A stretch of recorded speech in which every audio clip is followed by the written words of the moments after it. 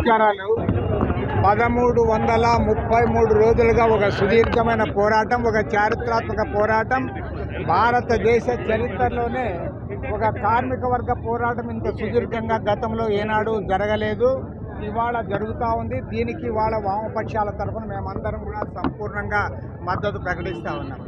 కానీ ఆశ్చర్యం ఏమంటే కేంద్రంలో రాష్ట్రంలో అధికారంలో ఉన్న నాయకులందరూ కూడా రోజు విశాఖ స్టీల్ గురించి మాట్లాడుతూ ఉన్నారు.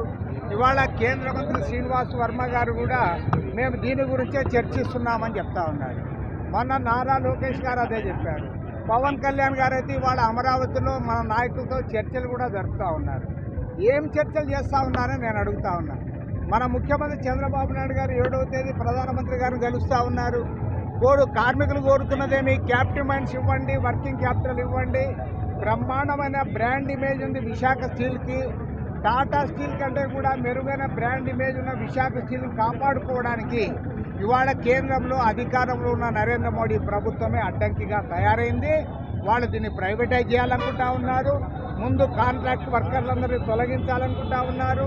కొంతమందిని ఇక్కడ నుంచి ఇతర ప్రాంతాలకు ట్రాన్స్ఫర్ చేయాలనుకుంటా ఉన్నారు.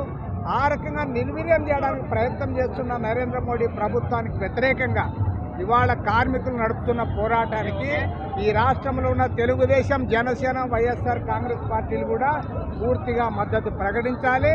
నేను ఖచ్చితంగా చెప్తాను, విశాఖ స్టీల్ ఫ్యాక్టరీ ప్రైవేట్ పరమైతే మీరందరూ కూడా చరిత్రహీనులుగా మిగిలిపోతారు. పోరాడి సాధించుకున్న విశాఖ ఉక్కు ఫ్యాక్టరీ 32 మంది ప్రాణాలు బలిదానం చేశారు. లక్షలాది మంది తెలుగు ప్రజల పోరాటం ఫలితంగా దీన్ని సాధించుకున్న దాన్ని ఇవాళ ప్రైవేట్ పరం చేసి అంగీకరించేది లేదు.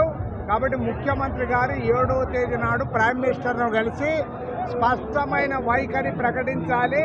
కేంద్ర ప్రభుత్వము దీనికి క్యాపిటల్ మైన్స్ ఇవ్వాలి, వర్కింగ్ క్యాపిటల్ ఇవ్వాలి, ప్రైవేట్ పరం కాదని స్పష్టమైన ప్రకటన చేయాలి. లేకపోతే రాష్ట్ర వ్యాప్తంగా దీన్ని వామపక్షాలు, ప్రజా సంఘాలు అందరూ కూడా కలుపుకొని మరింత పెద్ద ఎత్తున పోరాటానికి సమాయత్తమవుతాం. అవసరమైతే చలో అమరావతి కార్యక్రమాన్ని కూడా నిర్వహిస్తాం. ఈ ప్రభుత్వాలు దిగి వచ్చేంత వరకు కూడా మా పోరాటాన్ని కొనసాగిస్తాం.